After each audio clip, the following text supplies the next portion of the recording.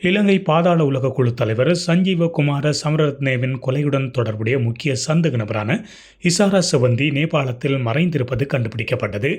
நேபாள காவல்துறையினருடன் ஒருங்கிணைந்து நடத்தப்பட்ட சிறப்பு நடவடிக்கையில் கொலையுடன் தொடர்புடைய 6 சந்தேக நபர்கள் காத்மண்டுவில் கைது செய்யப்பட்டனர். விசாரணையில் இந்த குழு காத்மண்டு மற்றும் பக்தபூர் முழுவதும் வசித்து வந்ததாக கூறப்பட்டுள்ளது. கைது செய்யப்பட்ட சந்தேக நபர்களில் இசாரா செவ்வந்தி வீரசிங்க பின்புற தேவகே, ஜீவதாசன் கனகராசா, தக்சி நந்தகுமார், தினேஷ் சியமந்த டி சில்வா கழுதாரா, ஹெனடி பஸ்தியன் பிள்ளை மற்றும் தினேஷ் நிசாந்த குமார விக்ரம ஆராய்ச்சிக்கே என்று சிரேஷ்ட காவல்துறை வட்டாரங்கள் அடையாளம் காணப்பட்டுள்ளன. 2025 ஆண்டு பிப்ரவரி மாதம் 20 கொழும்பு நீதவான் நீதிமன்றத்தினுள் இடம்பெற்ற சஞ்சீவ கொலையில் இசாரா செவந்தி பிரதான குற்றவாளியாக அடையாளம் காணப்பட்டார்.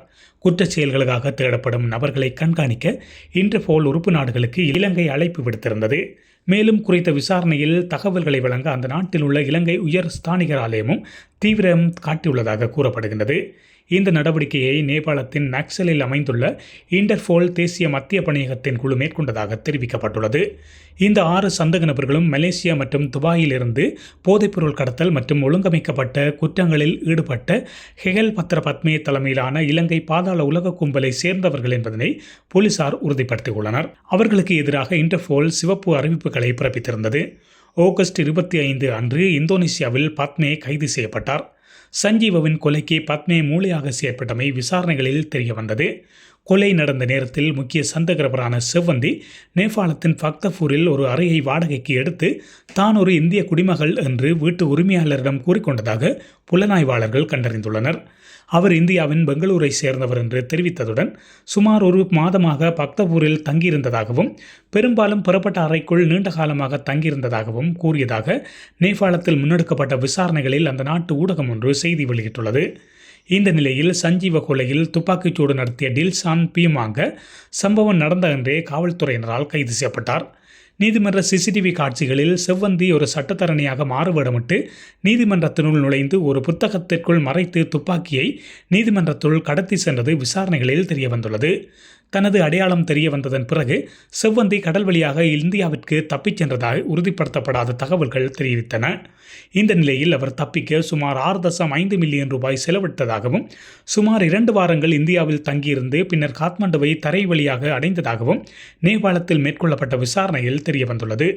நேபாள காவல்துறை தன்னை கைது செய்யாது என்று நம்பியதால் தான் பாதுகாப்பாக அங்கு வருகை தந்ததாக இசாரா கூறியுள்ளார்.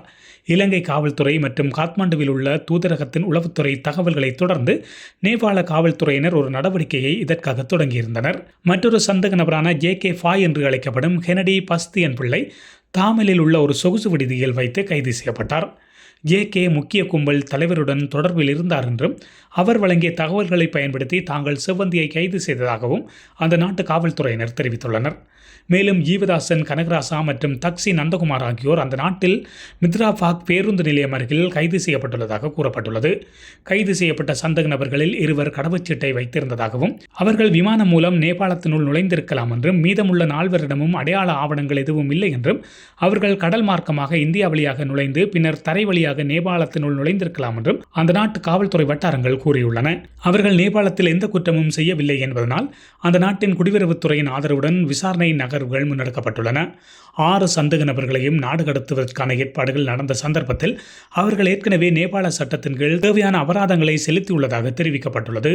நேபாளமும் இந்தியாவும் திறந்த எல்லையை பகிர்ந்து கொள்கின்றன. இதனால் குற்றவாளிகள் 2 நாடுகளுக்கும் இடையே சட்டவிரோத நுழைவு புள்ளிகள் வழியாக தப்பிச் செல்ல முடிகின்றது. இதுபோன்ற சந்தர்ப்பங்களில் தப்பியோடியவர்களை அடையாளம் கண்டு சம்பந்தப்பட்ட அதிகாரிகளிடம் ஒப்படைக்கப்படுவதை உறுதி செய்ய காவல்துறை ஒருங்கிணைப்பு உதவுகின்றது என்று அந்த நாட்டு பாதுகாப்பு தரப்புகள் விளக்கியுள்ளன. இதுபோன்ற செய்திகளை உடனுக்குடன் தெரிந்து கொள்ள மீரா தமிழ் சேனலை சப்ஸ்கிரைப் செய்து இணைந்தீர்கள்.